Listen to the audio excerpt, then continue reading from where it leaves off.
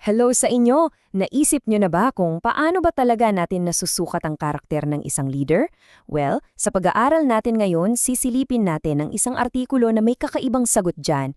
Gagamutin natin ang isang eksena sa pagitan ng isang presidente at di lang basta ilan kundi daan-daang mga bata. Interesting di ba? Tara, alamin natin kung anong sinasabi rito. Alam nyo, sinisimulan ng source material natin yung argumento niya sa isang pamilyar na kasabihan mula sa bibig ng mga paslit. Ginagamit niya to bilang yung pinakatema niya para pag-usapan kung paano raw ba nakikita ng mga bata ang sinseridad. Sinasabi niya na yung pananaw nila malinis, malayo sa ingay ng politika na madalas para lang sa ating mga matatanda. So para mapatunayan yung puntong yon, dinadala tayo ng may akda sa isang napaka-espesifikong araw at lugar. Ito yung magiging pundasyon, yung pinaka-case study ng buong argumento niya. Ready na ba kayo? Okay, saan nga ba ito nangyari? Ang setting natin ay sa Senator Benigno S. Aquino Jr. Elementary School sa Maynila. Mahalaga tong detalye na to kasi binibigyan tayo nito ng, yung konkreto na konteksto para sa buong kwento ng may akda.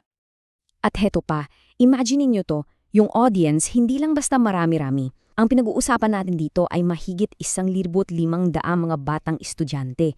Grabe yung dami, di ba? Yun yung nandoon. So, ano nga ba ang pakain ng pagbisita? Well, ayon sa artikulo, ang opisyal na dahilan daw kung bakit nandoon si Pangulong Bongbong Marcos Jr. at ang alkalde ng Maynila ay simple lang, para mamahagi ng mga school bags. Pero, dito na raw nagiging mas interesante ang lahat. Kasi, binibigyang diin talaga ng may akda na yung sumunod na nangyari, hindi raw ito plenano. Sinasabi niya na yung reaksyon ng mga bata, nako, purong-puro, kusang loob at hindi to dunikta ng kahit sino. At para mailarawan yung sena, ginamit ng artikulo itong mismong mga salitang ito. Sabi niya, yung buong covered gymnasium daw ay umalingaw-ngaw sa sigawan ng BBM, BBM. Hindi lang daw basta sigaw, no?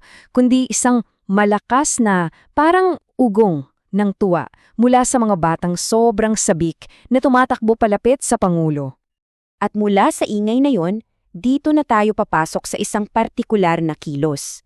Ito yung naging sentro ng buong obserbasyon ng artikulo, isang bagay na, alam nyo, napakalalim ng kahulugan sa ating kulturang Pilipino. Ang mano po, alam na alam natin to, di ba? Para sa ating mga Pilipino, hindi lang to simpleng pagbati. Isa itong pisikal na simbolo, isang manifestasyon ng paggalang at pagtitiwala. Ito yung bagay na itinuturo sa atin mula pa noong bata tayo. At eto na, hinimay-himay ng may akda yung kahulugan nito. Sabi niya sa interpretasyon niya, kapag ang isang bata daw ay nagmano po, may dalawang bagay na nangyayari. Una, kinikilala niya yung paggalang at pangalawa, kasama nito, nararamdaman niyang ligtas siya na kampante siya sa taong yon. Siyempre, importante rin yung naging tugon ng Pangulo, di ba?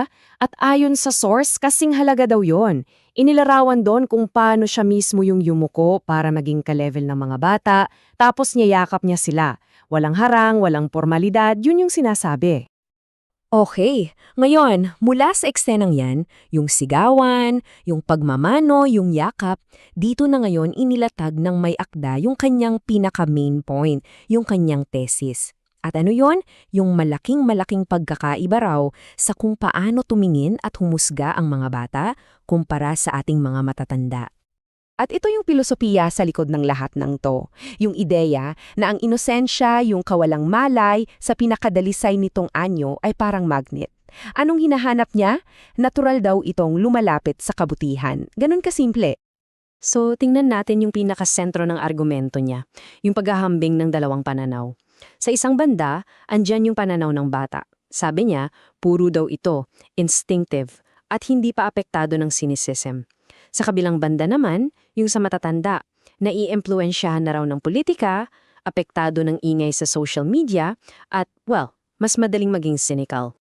So, para sa may akda, bakit daw mas dalisay, mas totoo, ang paghatol ng isang bata? Simple lang daw ang sagot.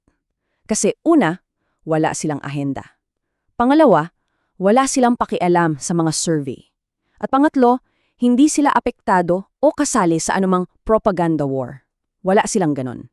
Ang tanging mga tanong lang daw na umiikot sa isip nila, yung mga bagay na mahalaga sa kanila, ay itong tatlo lang. Mga tanong na napakasimple pero kung iisipin mo, tumatama sa pinaka-esensya ng pagkatao. Ano-ano yon? Sino ang mabuti? Sino ang hindi nakakatakot? At sino ang may malasakit? At mula sa lahat ng mga obserbasyong yan, dito na hinuhugot na may akda yung kanyang grand conclusion, yung panghuling punto niya. At ito ay tungkol sa kung ano nga ba ang isang tunay na sukatan ng pamumuno. Kasi para sa kanya, yung mga kilos ng mga bata doon sa gymnasium, yung sigaw, yung pagmamano, hindi lang daw yun basta reaction. Para sa kanya, isa raw itong hatol, isang verdict, isang sagot na mas malakas, mas matunog at mas makahulugan kesa sa kahit anong political statement na maririnig mo. At dito na talaga nagtatapos yung buong argumento niya sa isang napakagandang pangungusap. Ayon sa may akda, ang tunay na sukat ng pamumuno ay hindi raw makikita sa mga survey o sa mga policies. Saan daw? Sa mga mata ng mga bata, na likas daw man nakakakilala kung sino ang may mabuting puso. Kaya naman, kung bubuuin natin, ang pinaka-takeaway ng buong sanaysay ay ito. Ang tunay na kabutihan, hindi raw yan napepeke. Hindi yan maitatago. At ang pinakamagaling na judge, ang pinakamahusay na hukom para makita yan, ayon sa artikulo, walang iba kundi ang mga batang walang muwang. At dito na nagtatapos ang ating pagsusuri sa argumentong ito. Pero iiwanan tayo nito ng isang malaking tanong para pag-isipan. Sa gitna ng lahat ng ingay, ng social media at ng komplikadong politika, para sa'yo, ano nga ba ang pinakamahalaga at pinagkakatiwala mong sukatan para sa karakter ng isang pinuno?